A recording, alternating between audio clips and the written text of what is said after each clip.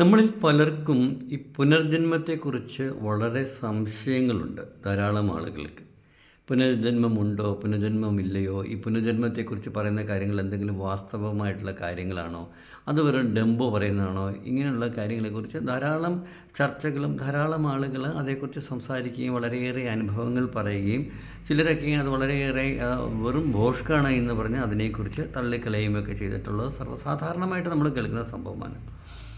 പക്ഷേ നമ്മുടെ doctor Alexander Jacob ഉണ്ട്. നമ്മുടെ അലക്സാണ്ടർ ജേക്കബ് IPS എന്ന് പറയുന്ന ഒരു ഉദ്യോഗസ്ഥനുണ്ടായിരുന്നു നമ്മൾക്ക്. അദ്ദേഹം അലക്സാണ്ടർ ജേക്കബിൻ്റെ ചില കാര്യങ്ങൾ, സംഭവങ്ങൾ, അദ്ദേഹം പറയുന്ന കാര്യങ്ങൾ, അദ്ദേഹം ഒരു ക്രിസ്ത്യനാണ്, അറിയാം. അലക്സാണ്ടർ ജേക്കബ് എന്നാണ്.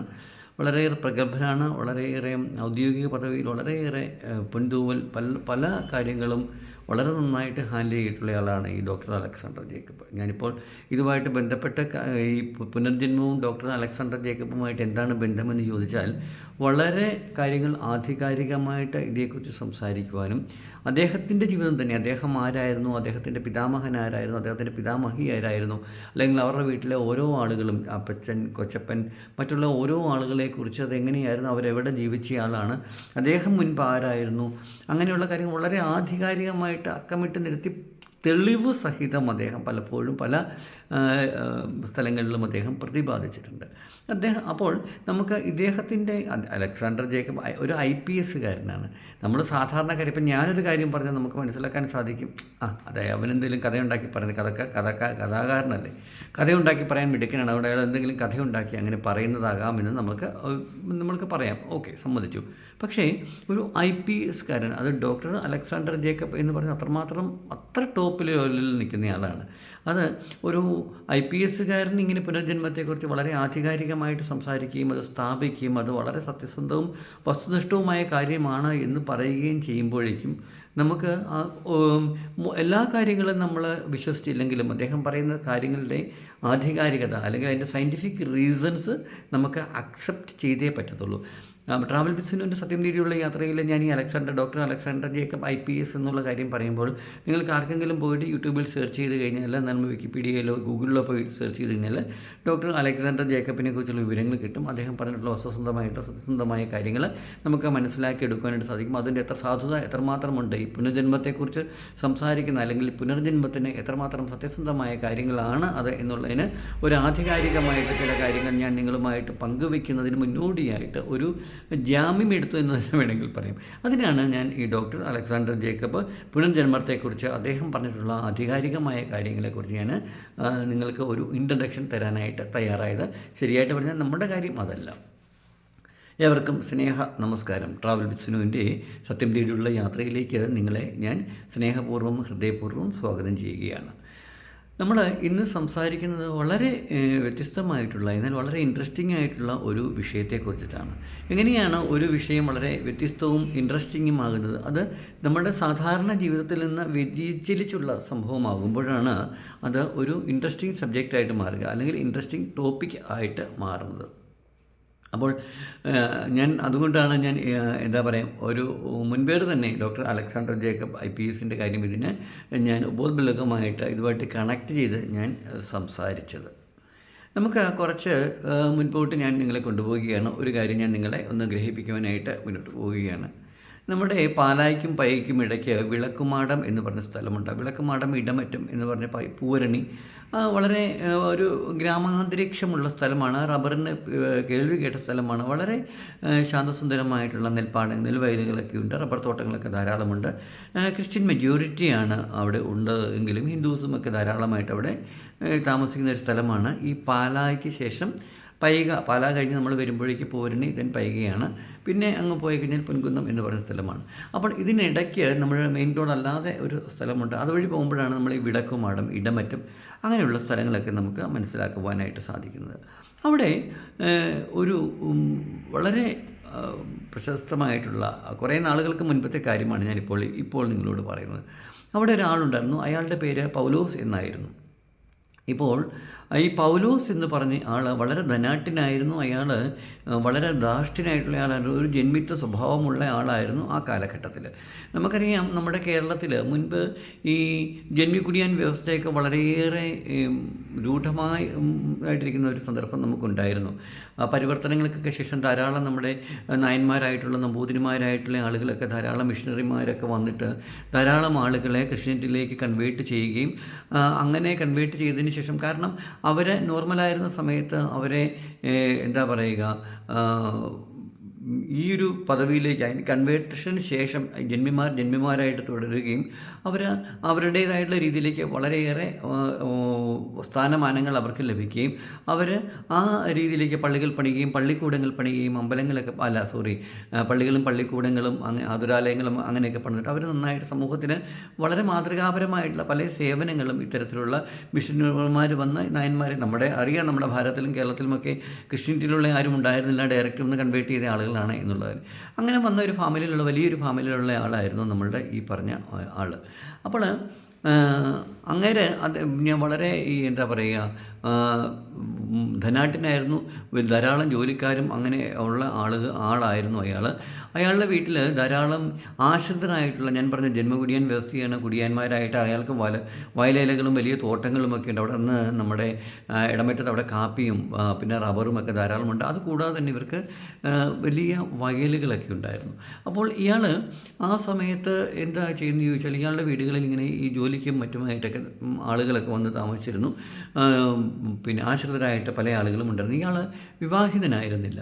അപ്പോൾ ഇയാളൊരു സ്ത്രീലമ്പടനായിട്ടുള്ള ആളായിരുന്നു. വളരെ ക്രൂരനായിരുന്നു. ആൾക്കാർക്ക് ക്രൂരനായിരുന്നുവെങ്കിലും സ്ത്രീ വിഷയത്തിൽ മാത്രമായിരുന്നു ഇയാൾ അല്പം ഒരു അയവ് കാണിക്കുകയും അല്പം ചില വിട്ടുവീഴ്ചകളൊക്കെ ഇയാൾ ചെയ്യുകയും ചെയ്തുകൊണ്ടിരുന്നത്. അങ്ങനെ അവിടെ ജോലിക്കായിട്ട് ഒരു ഐഷ എന്ന് പറഞ്ഞൊരു സ്ത്രീ അവിടെ ജോലി ചെയ്യുന്നു. അവർക്ക് 2 ചെറിയ കുട്ടികളും ഉണ്ടായിരുന്നു. അപ്പോൾ ഇയാളുടെ വീടിനോട് ചേർന്നതിൻ്റെ അപ്പുറത്ത് വലിയ പാടമാണ്. ആ പാടത്ത് ഒരു ചെറിയ കിണർ അങ്ങനെ ഉള്ള സംഗതിയൊക്കെ ഉണ്ടായിരുന്നു. ഒരു ദിവസം മഴയത്ത് ഇയാൾ അവിടെ ജോലി ചെയ്തുകൊണ്ടിരുന്ന സമയത്ത് ഐഷയോട് ഞാൻ പറഞ്ഞു, ഇയാൾ വിവാഹിതനല്ല, ഇയാൾ മധ്യവയസ്സ് കഴിഞ്ഞിട്ടാണെങ്കിലും തനിച്ചായിരുന്നു താമസിച്ചിരുന്നത്. വീട്ടുകാരും ഒക്കെ അപ്പുറത്താണ്. ഇയാളുടെ വലിയ ബംഗ്ലാവിൻ്റെ അപ്പുറത്ത് ഈ വയലേലോട് ചേർന്നിട്ട് ചെറിയൊരു വീട് പോലെ ഇയാൾക്കുണ്ടായിരുന്നു.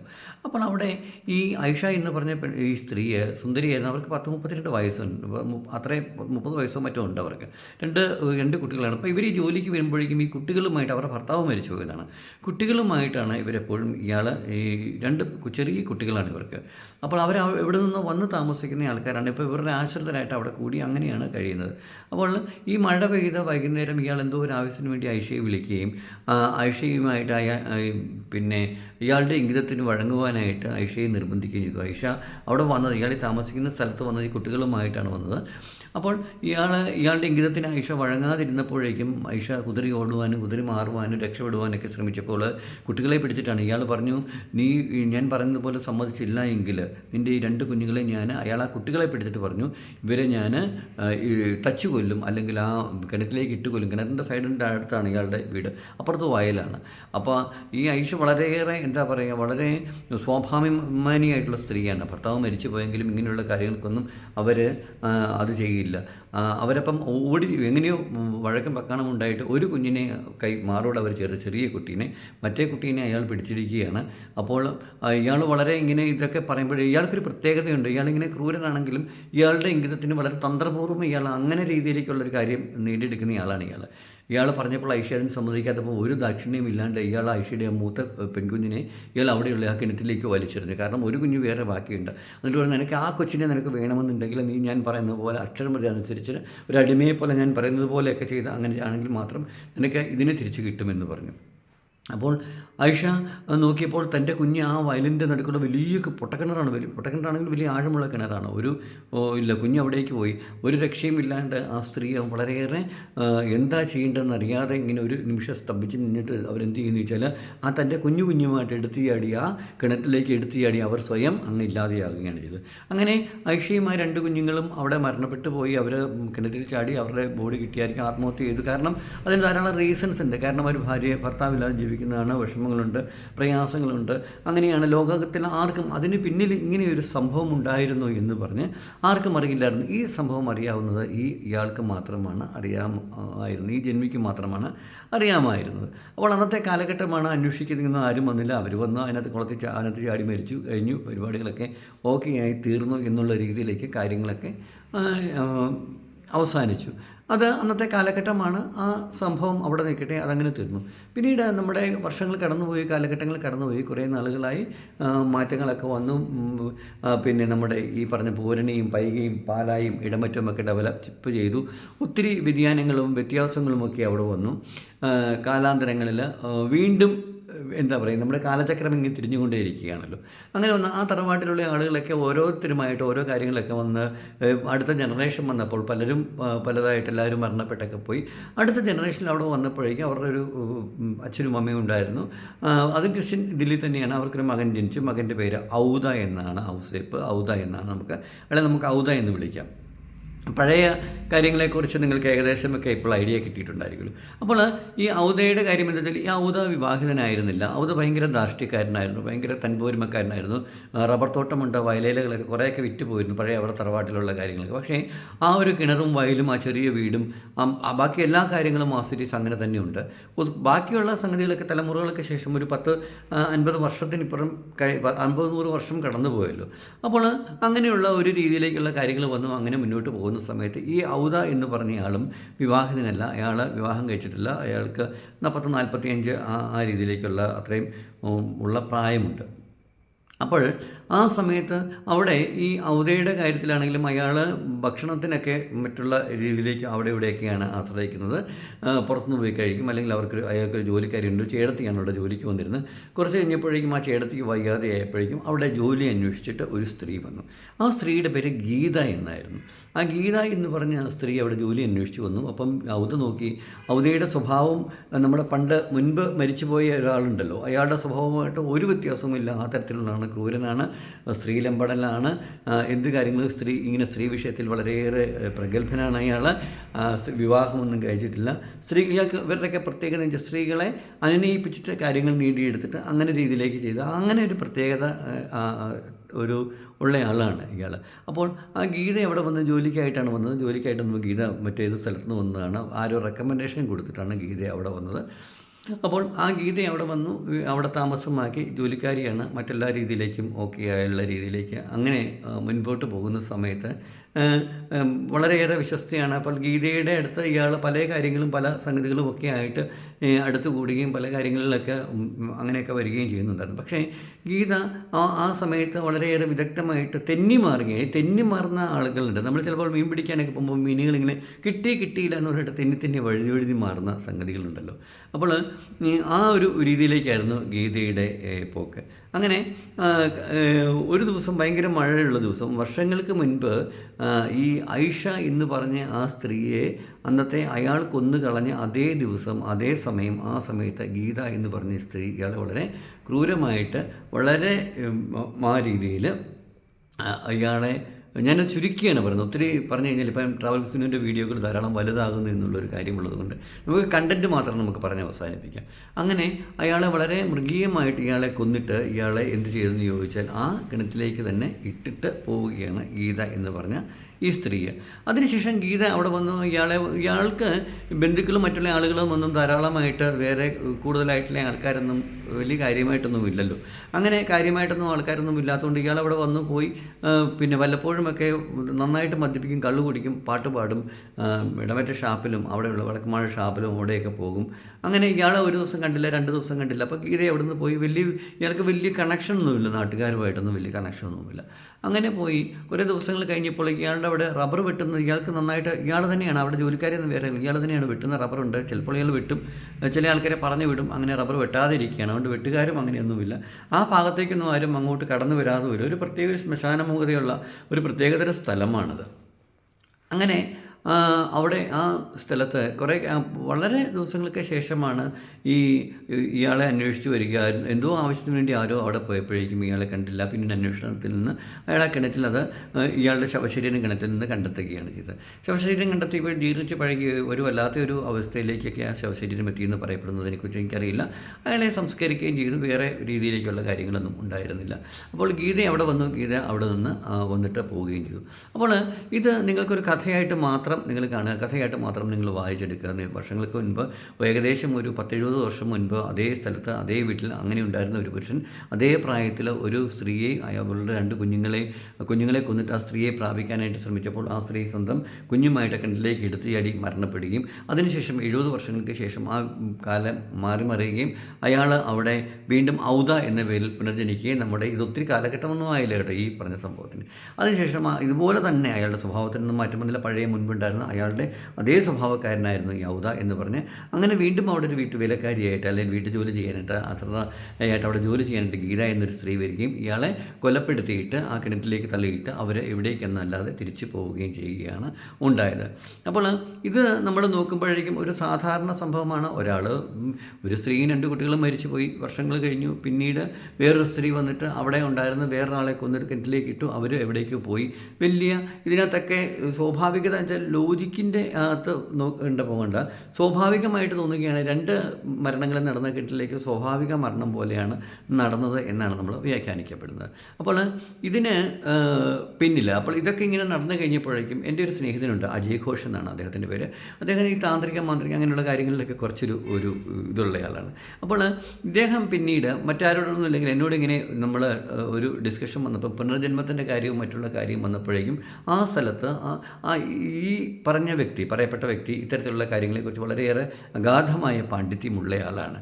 അപ്പോൾ ഈ പറയുമ്പോൾ മറ്റുള്ളവർക്ക് അത് വളരെ ചെറിയ നിസ്സാരമായിട്ടുള്ള സംഭവം ആയിട്ട് തോന്നുമെങ്കിലും അന്ന് ഐഷ എന്ന് പറഞ്ഞ സ്ത്രീയെ അവിടെ മരണപ്പെടാനിടയായപ്പോഴേക്കും ആ സ്ത്രീയുടെ ആത്മാവ് ഗതിയില്ലാതെ അലഞ്ഞു നടക്കുകയും, കാരണം അവർ വീണ്ടും വർഷങ്ങൾക്ക് ശേഷം ഗീത എന്ന പേരിൽ പുനർജനിക്കുകയും ആ ക്രൂരനായ മനുഷ്യൻ വീണ്ടും ഔദ എന്ന രീതിയിൽ പുനർജനിക്കുകയും അയാൾ അവിടെ താമസിക്കുകയും വീണ്ടും ഈ സംഗതി ഇങ്ങനെ തന്നെ കറങ്ങിത്തിരിഞ്ഞു വരികയും അവിടെ ആ പ്രതികാരം നമ്മളുടെ അയാളെ അതുപോലെ തന്നെ കൊലപ്പെടുത്തിയിട്ട് ആ ഗീത എവിടേക്കോ പോയി മറിയുകയും ചെയ്തതാണ്. അപ്പം ഗീത ഇപ്പോൾ എവിടെയാണ്, എന്താണ് ഗീത ശരിയായിട്ട് പറഞ്ഞാൽ ആരാണെന്ന് പോലും അറിയില്ല. കാരണം ഇപ്പോഴാണ് നമ്മളൊരാളുടെ വീട്ടിലേക്ക് നമ്മൾ ജോലിയൊക്കെ ചെയ്യുമ്പോൾ Aadhaar card, ID card, phone number, മറ്റുള്ള കാര്യങ്ങൾ അങ്ങനെയൊക്കെ ചോദിക്കുന്നത്. പക്ഷേ ഇങ്ങനെയൊക്കെ താമസിക്കുന്ന ഇത്തരത്തിലൊക്കെയുള്ള ആളുകളൊക്കെ എസ്പെഷ്യലി അങ്ങനെ ആകുമ്പോഴേക്കും അവർ വലിയ കാര്യങ്ങളായിട്ട് ഡീറ്റെയിൽ ആയിട്ട് കാര്യങ്ങളൊന്നും ചോദിക്കുകയോ അല്ലെങ്കിൽ പറയുകയോ ഒന്നും ചെയ്യുകയില്ല.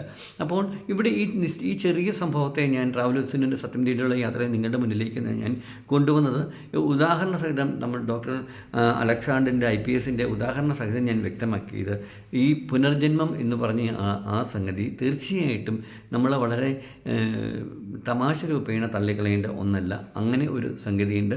അത് തീർച്ചയായിട്ടും അത് നടന്നു വരുന്നതാണ്. പല സ്ഥലത്തും പല സമയത്തും പലപ്പോഴും ആ രീതിയിലേക്കുള്ള കാര്യങ്ങൾ നടക്കാറുണ്ട്. അപ്പോൾ അതിൻ്റെ പിന്നിലെ സയൻറ്റിഫിക് റീസൺ എന്താണ്, ആ രീതിയിൽ എന്താണ് എന്ന് ചോദിച്ചാൽ, നമ്മൾ മരണസമയത്ത് നമ്മൾ അദമ്യമായിട്ട് ചില സംഗതികൾ ആഗ്രഹിച്ച് അല്ലെങ്കിൽ ആ രീതിയിലേക്ക് നമ്മുടെ മനസ്സ് അങ്ങനെയായിട്ട് നമ്മളെ മരണത്തിലേക്ക് നമ്മൾ സ്വയം നടന്നു എന്ന് നമ്മൾ ഇല്ലാതെയായി കഴിയുമ്പോൾ നമ്മുടെ ആത്മാവിൻ്റെ അല്ലെങ്കിൽ നമ്മളുടെ ആ സമയത്തുള്ള നമ്മളിലുള്ള ആ ഇച്ഛാശക്തിയും നമ്മൾ ഒരു ഭയങ്കരമായ ഒരു ശക്തിയാണ് നമുക്ക് ആ സമയത്തുള്ളത്. അതുമായി നമ്മൾ ആ രീതിയിലേക്ക് നമ്മൾ മരിച്ചു പോവുകയാണെങ്കിൽ തീർച്ചയായിട്ടും നമ്മുടെ ജീവിതത്തിലെ ആ പൂർത്തീകരിക്കാനാവാത്ത നമ്മളുടെ ആ പക അല്ലെങ്കിൽ സ്നേഹം അല്ലെങ്കിൽ ആ ദേഷ്യം അല്ലെങ്കിൽ ആ ചില കെട്ടുപാടുകൾ നമ്മളിൽ തന്നെ നിലനിൽക്കുകയും നമ്മുടെ ശരീരം ശരീരത്തിൻ്റെ 2 ഭാഗങ്ങളുണ്ട്, സൂക്ഷ്മ ശരീരവും സ്ഥൂല ശരീരവും. അപ്പോൾ നമ്മൾ ഈ നമ്മുടെ ശരീരത്തിൽ നിന്ന് ആത്മാവങ്ങ് വിട്ടകന്ന് പോയിട്ട് പിന്നീട് ഈ റീബർത്തൊക്കെ സംഭവിക്കുന്ന ഓടിപ്പോയിട്ട് നമ്മൾ പട്ടിയായിട്ടും പൂച്ചയായിട്ടും, നമ്മൾ ഹിന്ദു പുരാണങ്ങളിൽ പറയുന്നത് 7 തവണ നമ്മൾ ജന്മം എടുത്തതിന് ശേഷമാണ് നമുക്ക് മനുഷ്യനായിട്ട് വീണ്ടും ജന്മം ലഭിക്കുക. മനുഷ്യനായി ജന്മം ലഭിച്ചതിന് ശേഷം നമ്മുടെ ആ ജന്മപാപങ്ങളെല്ലാം അവസാനിക്കുകയും നമ്മൾ പരമാത്മാവിലേക്ക് വിലയം പ്രാപിക്കുകയും ചെയ്യുന്നതായിട്ടൊക്കെ പറയപ്പെടുന്നുണ്ട്. അതുകൂടാതെ നമ്മൾ ഈ സയൻറ്റിഫിക് റീസൺ എടുത്തു കഴിഞ്ഞാൽ അതിന് ഒത്തിരി കാര്യങ്ങൾ നമുക്ക് പറയാനും ഇങ്ങനെ കാര്യങ്ങളൊക്കെ ധാരാളം കാര്യങ്ങളുണ്ട്. അപ്പോൾ അങ്ങനെയൊക്കെ നമുക്ക് അതിനെക്കുറിച്ചൊന്നും നമുക്ക് സംസാരിക്കുന്നില്ല. അതൊക്കെ പറഞ്ഞാൽ പിന്നെ നമുക്ക് ഭയങ്കരമായിട്ട് ബോറടിക്കും. അപ്പോൾ ഈ ഒരു കാര്യം നമ്മൾ എത്രമാത്രം നമ്മളില്ല എന്ന് പറഞ്ഞാലും ആത്മാവ് എന്ന് പറഞ്ഞ സംഗതി, ദൈവമുണ്ടെങ്കിൽ എന്തുണ്ട്, നന്മയുണ്ടെങ്കിൽ തിന്മയുണ്ട്, ദൈവമുണ്ടെങ്കിൽ പിശാചുണ്ട്. അപ്പോൾ മനുഷ്യനുണ്ടെങ്കിൽ മനുഷ്യൻ്റെ ആത്മാവുണ്ട്, ആത്മാവുണ്ടെങ്കിൽ ആ ആത്മാവുകൾക്ക് വീണ്ടും ലോകത്തേക്ക് കടന്നു കടന്നു വരാനായിട്ടും തങ്ങൾക്ക് ചെയ്തു വെച്ച ചില ക്രിയാകർമ്മങ്ങൾ റീഫിൽ ചെയ്ത് പോകുവാനായിട്ടും ചില ഭയങ്കര അഗാധമായ ചില സ്നേഹം വീണ്ടും നമുക്ക് ഒരുമിച്ച് ആക്കി കൊണ്ടുവരാനും വീണ്ടും അവർ ഭൂമിയിലേക്ക് ജനിക്കുവാനും അവർ ചെയ്ത് തീർക്കേണ്ടതായിട്ടുള്ള ചില കർമ്മങ്ങൾ അവരത് തീർക്കുകയും ചെയ്യും. പക്ഷേ അപ്പോഴുള്ള വ്യത്യാസം എന്താ വെച്ചാൽ ഈ കർമ്മഫലം എന്ന് പറഞ്ഞാൽ അത് എന്താ പറയുക, ഒരു ജന്മത്തിൽ നിന്ന് അടുത്ത ജന്മം ഇപ്പം ഞാൻ ഒരു മനുഷ്യനായിട്ട് ജനിച്ചിരിക്കുകയാണ്. എൻ്റെ കർമ്മഫലങ്ങൾ ഞാനിവിടെ അനുഭവിക്കുകയാണ്, തിക്തഫലങ്ങൾ ഞാനിവിടെ അനുഭവിക്കുകയാണ്. ഞാൻ ചെയ്ത പാപഫലങ്ങൾ എനിക്കത് അനുഭവിച്ച് തീർക്കാണ്ട് നമുക്ക് പോകാൻ പറ്റില്ലല്ലോ. അത് ഈ ജന്മത്തിലെ ആണെങ്കിൽ നമുക്ക് ചിലപ്പോൾ വരും ജന്മത്തിലായിരിക്കാം നമുക്ക് അതിൻ്റെ അത്രമാത്രം കഠിനമായ കാര്യങ്ങൾ നമുക്ക് അനുഭവിച്ച് തീർക്കേണ്ടി ആ ഒരു രീതിയിലേക്ക് ദൈവം നമ്മളെ, ആ നീതി നമ്മളെ ആ രീതിയിലേക്കായിരിക്കും എത്തിച്ചിരിക്കുന്നത്. ട്രാവലേഴ്സിനുവിൻ്റെ സത്യം തേടിയുള്ള യാത്രയിൽ പുനർജന്മത്തെക്കുറിച്ചുള്ള ചെറിയൊരു സംഭവം എനിക്കറിയാവുന്ന, എനിക്ക് മനസ്സിലായ സംഗതി നിങ്ങളുമായി പങ്കുവയ്ക്കാൻ വേണ്ടി മാത്രമാണ് ഞാൻ വന്നത്. തീർച്ചയായിട്ടും ഇതേക്കുറിച്ചുള്ള നിങ്ങളുടെ വിലയേറിയ അഭിപ്രായങ്ങളും നിർദ്ദേശങ്ങളും എഴുതി അറിയിക്കുവാനായിട്ട് മറക്കരുത്. ഈ പുനർജന്മത്തെ നിങ്ങൾ ഏത് രീതിയിലാണ് നിങ്ങൾ കാണുന്നത്? അത് വസ്തുസന്ധമായിട്ടുള്ള കാര്യമാണോ? അതിനകത്ത് എന്തെങ്കിലും വാസ്തവികതയുണ്ടോ? അല്ലോ ഇത് വെറും ബോഷ്കാണോ? നിങ്ങൾക്കുള്ള എന്തെങ്കിലും അനുഭവങ്ങൾ ഉണ്ടായിട്ടുണ്ടോ? ആരെങ്കിലും പറഞ്ഞു കേട്ട അനുഭവങ്ങൾ നിങ്ങൾക്കുണ്ടായിട്ടുണ്ടോ എങ്കിൽ തീർച്ചയായിട്ടും ഷെയർ ചെയ്യാനായിട്ട് മറക്കരുത്. തൽക്കാലം ഞാൻ നിർത്തുകയാണ്. ഏവരും സുഖമായി സന്തോഷകരമായി ഇരിക്കുവാനായിട്ട് പ്രാർത്ഥിച്ചുകൊണ്ട് നന്ദി, നമസ്കാരം. Thank you all.